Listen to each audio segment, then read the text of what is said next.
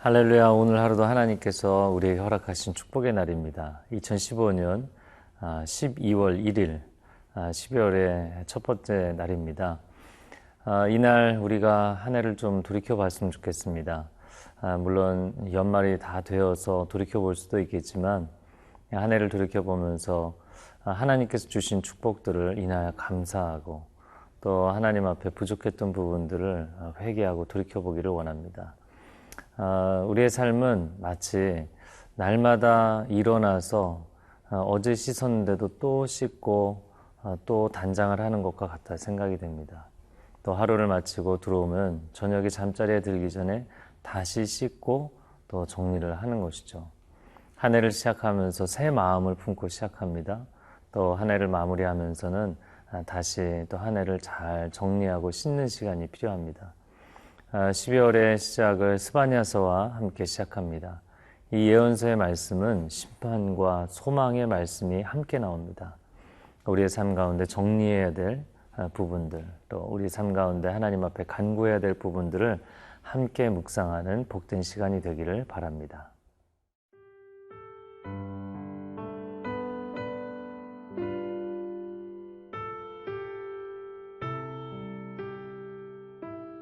스바냐 1장 1절에서 13절 말씀입니다. 아몬의 아들 유다 왕 요시야의 시대에 스바냐에게 임한 여호와의 말씀이라. 스바냐는 히스기야의 현손이요 아마리아의 증손이요 그다랴의 손자요 구시의 아들이었더라.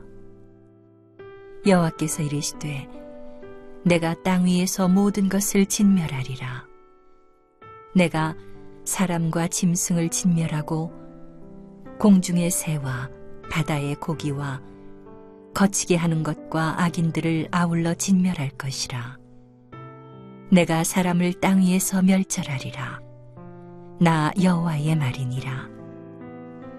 내가 유다와 예루살렘의 모든 주민들 위에 손을 펴서 남아있는 바알을 그곳에서 멸절하며 그 마림이란 이름과 및 그 제사장들을 아울러 멸절하며 또 지붕에서 하늘의 뭇별에게 경배하는 자들과 경배하며 여호와께 맹세하면서 말감을 가리켜 맹세하는 자들과 여호와를 배반하고 따르지 아니한 자들과 여호와를 찾지도 아니하며 구하지도 아니한 자들을 멸절하리라.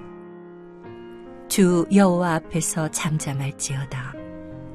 이는 여호와의 날이 가까웠으므로 여호와께서 희생을 준비하고 그가 청할 자들을 구별하셨음이니라. 여호와의 희생의 날에 내가 방백들과 왕자들과 이방인의 옷을 입은 자들을 벌할 것이며 그날에 문턱을 뛰어넘어서 포악과 거짓을 자기 주인의 집에 채운 자들을 내가 벌하리라. 나 여호와가 말하노라. 그날에 어문에서는 부르짖는 소리가, 제2구역에서는 울음소리가, 작은 산들에서는 무너지는 소리가 일어나리라. 막데스 주민들아, 너희는 슬피 울라.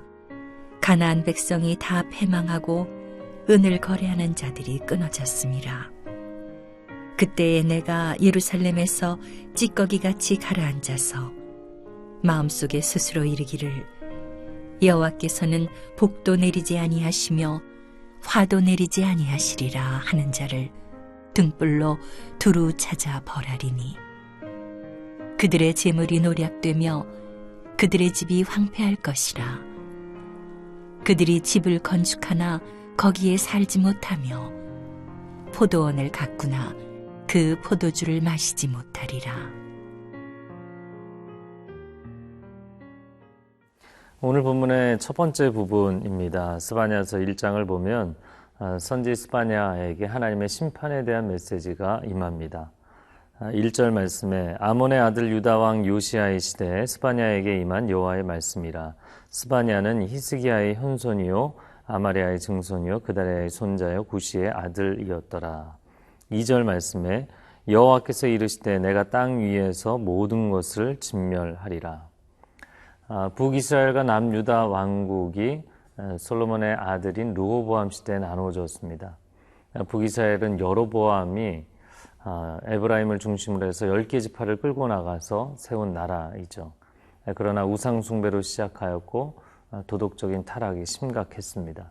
하나님이 그들을 먼저 심판하셔서 아수르 제국에게 멸망을 당하게 됩니다. 그러나 남유다는 명맥을 유지해 가고 있었죠. 그러나 남유다도 역시 도덕적으로 붕괴가 되고 타락하였고 또 우상 숭배를 하게 됩니다. 그 남유다의 역사의 거의 마지막 부분이라고 보입니다. 남유다 왕국의 15대 왕이었던 아몬의 아들 16대 왕 요시야 시절입니다. 그런데 보면 이 요시야는 놀라운 종교개혁을 일으켰던 사람입니다. 그 종교개혁의 시대에 선지자로 활동했던 스바냐에게 하나님의 말씀이 임합니다. 그 말씀은 어떤 말씀인가? 내가 땅 위에서 모든 것을 진멸하리라. 노아 시절의 대홍수와 같이 땅 위에 있는 모든 것을 진멸하겠다 말씀하십니다. 3절 말씀에 내가 사람과 짐승을 진멸하고 공중의 새와 바다의 고기와 거치게 하는 것. 여기서 거치게 하는 것이라는 것은 하나님의 마음에 걸리는 것, 하나님의 의의 기준에 걸리는 것, 우상들을 이야기합니다. 그리고 악인들을 아울러 진멸할 것이라 내가 사람을 땅 위에서 멸절하리라. 그러면 하나님께서 이렇게 노아 홍수처럼 하늘의 새도, 땅의 짐승도, 바다의 고기도, 그리고 사람들도, 우상들도, 악인들도 모든 것을 쓸어버리겠다 말씀하시는데 구체적으로 하나님 멸절하기를 원하시는 5가지 대상이 무엇인가? 그것이 4절부터 6절까지의 말씀에 나옵니다. 4절에 보면 내가 유다와 예루살렘의 모든 주민들 위에 손을 펴서 남아있는 바알을 그곳에서 멸절하리라. 첫 번째는 요시야가 종교개혁을 했음에도 불구하고 여전히 남아있는 바알 신상들이 있었다는 것이죠.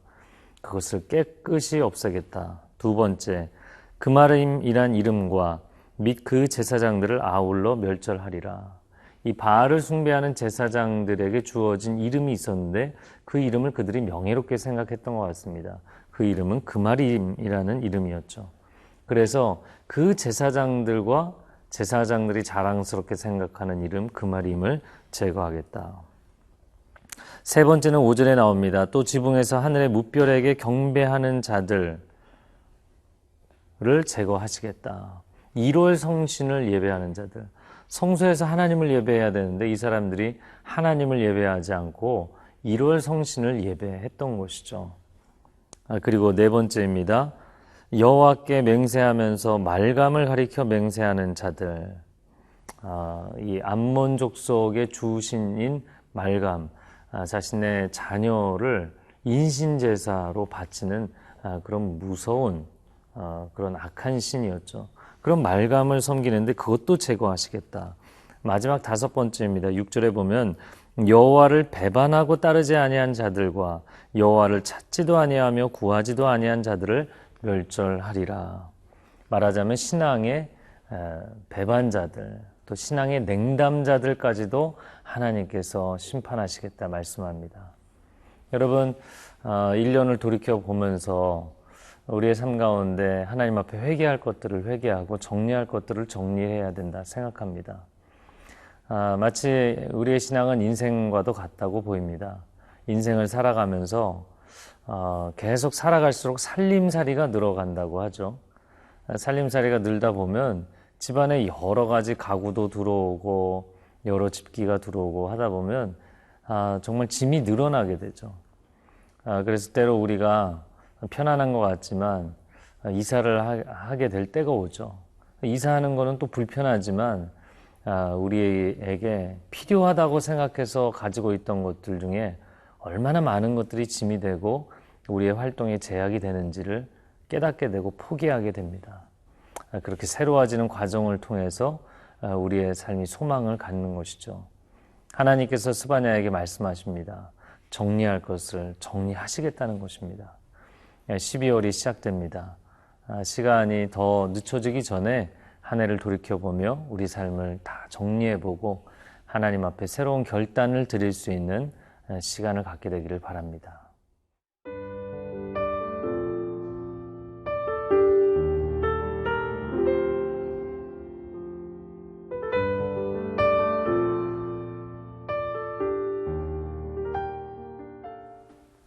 오늘 본문의 두 번째 부분입니다. 여호와의 날에 대해서 말씀하고 있습니다. 7절 말씀에 주 여호와 앞에서 잠잠할지어다 이는 여호와의 날이 가까웠기 때문이다. 여호와 하나님께서 심판하시는 날이 가까웠다. 그러므로 너희는 잠잠하라 말씀하십니다. 왜냐하면 이 날은 하나님께서 주권적으로 전면에 나서서 심판을 행하시는 날이기 때문이라는 것이죠. 하나님께서 우리에게 계속해서 돌아올 수 있는 기회를 주십니다. 우리가 회개의 고백을 할 수 있는 시간을 주십니다. 그런데 우리가 그때 회개하지 않고 우리가 하나님 앞에 돌이키지 않는다면 이제 하나님께서 계속 기다리시다가 그분이 직접 나서시는 날이 오게 된다는 것이죠. 근데 그분이 직접 심판을 주도하시고 앞서서 행하시면 그때는 사람이 하나님의 역사하심을 개입해서 막을 수 없다는 것입니다. 그러므로 이제 너희는 잠잠해야 될 때가 되었다라고 말씀하시는 것이죠. 그러므로 아직 우리에게 선택권이 주어져 있을 때, 아직 우리에게 자유의지가 있을 때, 그때 하나님 앞에 우리가 돌이키고 그때 하나님 앞에 회개해야 되는 것이죠. 그러지 않는다면 하나님께서 나서시는 순간이 되면 이미 늦은 것이다 라는 말씀입니다. 그러면 그 하나님의 날이 임하여서 심판하실 때 누구부터 심판하시는가? 8절 말씀에 보면 방백들과 왕자들과 이방인의 옷을 입은 자들을 벌하신다. 먼저는 지도자들에게 책임을 물으실 것이다. 그리고 나서 이방인의 옷을 입은 사람들, 먼저 우상 숭배 그 토속적인 문화에 적극적으로 뛰어든 사람들부터 하나님이 심판하실 것이다 라고 말씀을 하십니다. 이어서 10절 말씀입니다. 나 여호와가 말하노라 그날에 어문에서는 부르짖는 소리가 제2구역에서는 울음소리가 작은 산들에서는 무너지는 소리가 일어나리라. 또한 하나님께서는 이 예루살렘 성이 어디서부터 공격을 당할지도 말씀을 하고 계십니다. 어문이라고 되어 있는데 이 어문은 물고기 어자입니다. 그래서 서쪽 지중해로부터 해산물들이 올라오는 문, 어문입니다. 그 어문이 공격을 당할 것이고 어문 안쪽에 있는 예루살렘의 제2구역이라는 지역이 또한 어려움을 당하게 될 것입니다. 그리고 나면 그곳에 근처에 있는 작은 산들, 이미 예루살렘이 고지대에 있었죠. 그런데 그 예루살렘 안에서도 저지대를 형성하고 있는 곳이 있었습니다. 그곳을 11절에서는 막데스라고 부르고 있습니다. 이 지역의 주민들이 큰 슬픔을 당하게 될 것이다. 하나님께서는 이제 심판에 대한 하나님의 징벌에 대한 구체적인 행동 계획까지 다 세워두신 것이죠. 어떤 프로세스로 어디서부터 심판을 당하게 할지까지 이미 계획을 세우셨다는 것입니다. 그러므로 너희는 이제 잠잠히 하나님이 행하시는 것을 볼 수밖에 없다라는 것이죠. 12절 말씀에 그때 내가 예루살렘에서 찌꺼기같이 가라앉아서 마음속에 스스로 이르기를 여호와께서는 복도 내리지 아니하시며 화도 내리지 아니하시리라 하는 자를 등불로 두루 찾아 벌하실 것이다. 여러분, 예루살렘에 마치 어떤 음료가 있으면 바닥에 가라앉아 있는 찌꺼기와 같은 사람들을 먼저 심판하신다. 그럼 이 사람들이 어떤 사람들이길래 찌꺼기라고 표현을 했는가? 그들은 복지부동하고 가만히 바닥에 있으면서 비판만 하고 회복을 위해서 노력하지 않는 사람들입니다. 하나님께서 우리에게 복을 주시는 것도 아니고 우리에게 화를 내리시는 것도 아니고 하나님은 방관하고 계시는 것이 아니냐라고 하나님을 원망하기만 할 뿐이지 시대의 개혁을 위해서 교회의 변화를 위해서 노력하지 않습니다. 부흥을 위해서 목 놓아 부르짖어 기도하지 않습니다. 하나님이 그런 자들을 오히려 더 진노하시겠다라고 말씀하시는 것이죠. 오늘날 이 시대를 바라보면 시대적으로 안타까운 부분이 많이 있습니다. 그러나 하나님 우리에게 물으십니다. 정말 관심을 갖고 중보하며 기도하느냐라는 것이죠. 한국교회가 많은 어려움을 겪고 있습니다. 그러나 정말 이 한국교회를 등지는 것이 아니라 교회를 위해서 눈물로 기도하고 있느냐라는 것이죠. 우리가 그러지 않고 평안하게 있겠다라고 하면 바닥에 가라앉아 있는 찌꺼기와 같은 마음 상태라고 얘기하시는 것입니다. 여러분, 시대를 위해 기도하십시오. 또 교회를 위해서 기도하십시오. 하나님의 은혜의 기회가 있을 때 하나님의 은혜를 구하며 나아가십시오. 함께 기도하겠습니다. 사랑하는 주님, 우리의 삶 가운데 하나님께서 정결케 되기를 원하고 회개하기를 원하시고 회복되기를 원하실 때 우리가 하나님 앞에 엎드리기를 원합니다. 나라와 민족을 위해서 기도하고 한국교회를 위해서 기도할 때 우리 가운데 치유의 역사, 회복의 역사를 경험하게 하여 주시옵소서. 하나님, 이것이 우리에게 축복의 시간인 것을 알게 하여 주시고 한국교회가 아직 건강할 때 정말 우리의 연약함들을 하나님 앞에 인정하고 회개하고 새로워지는 역사가 나타나게 하여 주시옵소서. 예수 그리스도의 이름으로 기도합니다. 아멘.